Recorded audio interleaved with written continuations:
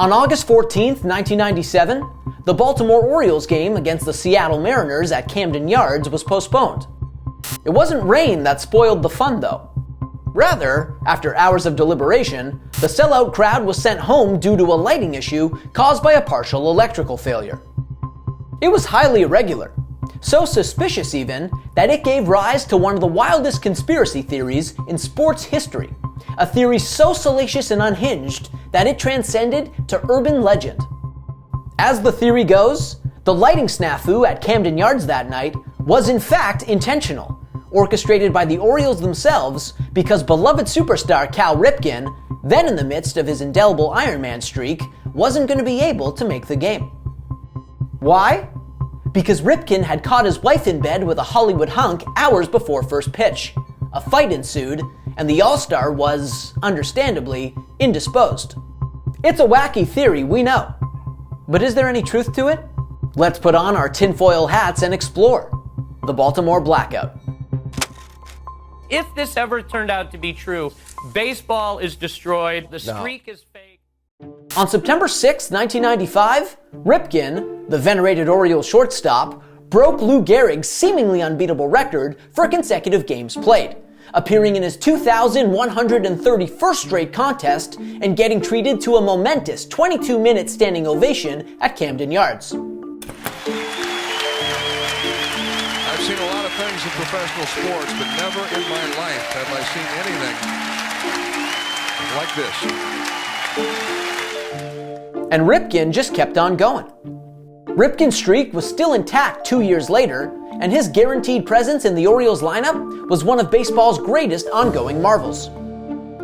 Meanwhile, over in Tinseltown, Kevin Costner had long since established himself as one of Hollywood's foremost leading men. As it happens, his journey to stardom was fueled in large part by his commanding lead performances in a pair of canonical baseball movies, 1988's Bull Durham and 1989's Field of Dreams. And believe it or not, while Ripken was laying the groundwork for his Iron Man streak and Costner was breaking out, the two actually crossed paths. In October of 1990, at the premiere for Costner's smash hit Dances with Wolves, which later took home Best Picture and 6 other awards at the 63rd Oscars, Ripken and his then-wife, Kelly, cozied up for a photograph with the film star at the Kennedy Center. Ripken and Costner would meet again too the following year. In July of 1991, while Ripken was working toward his second career American League MVP award, Costner took batting practice at Baltimore's Memorial Stadium, which was then in its final days as the Orioles' home ballpark. By all credible accounts, that was the extent of their history. A couple quick public encounters, one on Costner's turf and the other on Ripken's. Nothing more. Eventually, however, that brief history would form the foundation of the Baltimore Blackout conspiracy theory, a theory that persists to this day and forever intertwined the Hall of Famer and the Hollywood legend.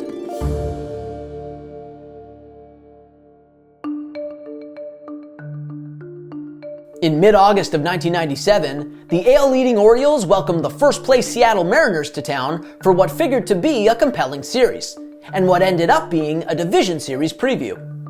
Adding to the intrigue, in the series opener on August 14th, the Mariners were slated to send ace left-hander Randy Johnson to the mound, pitting the 1995 AL Cy Young Award winner against one of the better offenses in the majors.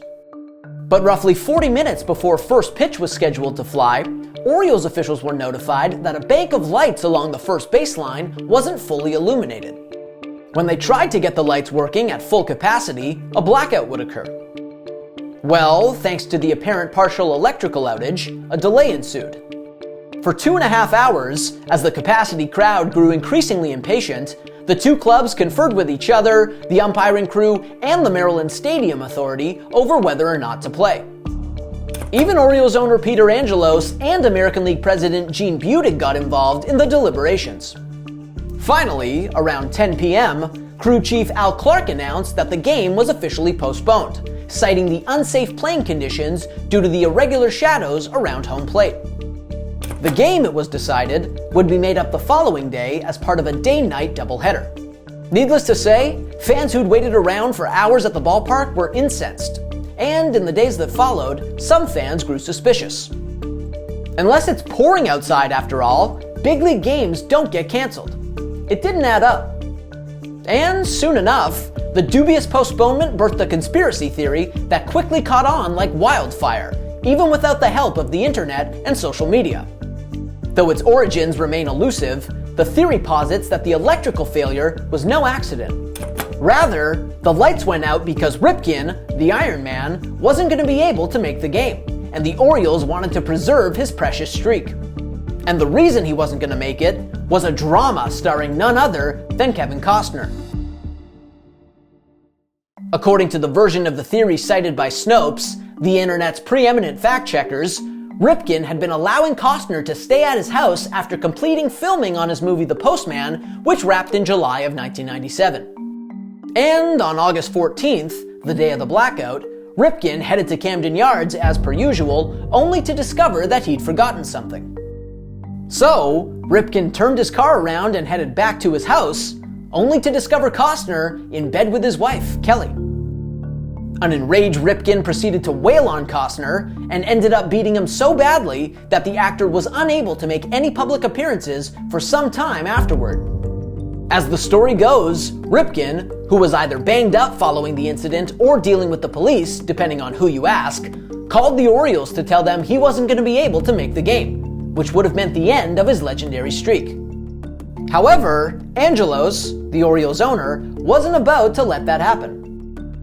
Instead, Angelos and the Orioles engineered a phony electrical failure to ensure that the game got postponed, thereby preserving the streak that would ultimately remain intact until September of 1998. Talk about a juicy theory, huh? Unfortunately though, despite its incredible reach and staying power, there's no evidence to indicate that it's anything more than that, a theory. For starters, while extremely uncommon, power outages or electrical failures can and do happen at big league ball games and other major sporting events without nefarious intent.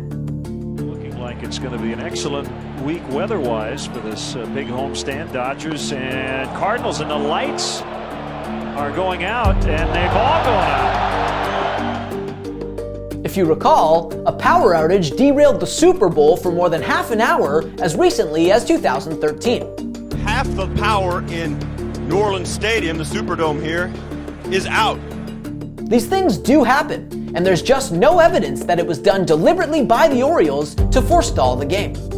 Moreover, while some skeptics found it suspicious that the businesses surrounding Camden Yards didn't experience any power outages that evening, there's actually a logical explanation for that. According to Snopes, the ballpark is on a separate portion of the city's power grid. Furthermore, contrary to the claim that the incident prevented him from making it to the ballpark, Ripken was seen at Camden Yards that very evening, with the Baltimore Sun reporting that he popped out of the dugout at 9:20 to soft toss along the first baseline. Besides, if Ripken had injured himself badly enough in the alleged incident that he couldn't make it to the ballpark that night, or if he had indeed been arrested for brutally assaulting Costner, he almost certainly wouldn't have been able to play in the following day's 1:35 matinee. And if the latter scenario had actually happened and Ripken got arrested, a police report would have definitely been unearthed by this point. And for what it's worth, both Ripken and Costner have denied the theory over the years in futile attempts to put it to bed for good. In 2001, Costner stated during an appearance on a Fox Sports radio show that the theory is simply not true. I've never been to their house. I couldn't even tell you what it looked like. I've seen Kelly twice in my life, and if you added up the minutes, it would probably be about 10 minutes. And anybody who would say that, this police officer, this guy who had dinner with a person, some taxi cab guy, if they say that, they're less than honest. They're liars. On that note, it's worth pointing out that The Postman was shot almost exclusively in Oregon, Arizona, and Washington State, on the complete opposite side of the country from Baltimore. Why would he be crashing at the Ripken's place after wrapping a movie that was shot more than 2,000 miles west of Camden Yards? It makes no sense. For his part, Ripken said in a 2008 interview with NPR that there's nothing more to the blackout story than a simple power failure. I was definitely there. I was ready to play. And the funny part about it was we all decided that it was better that we play that night.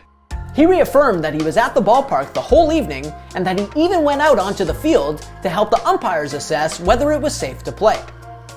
And if there was any truth to the theory, Ripken probably wouldn't have admitted years later that his favorite baseball movie is Bull Durham.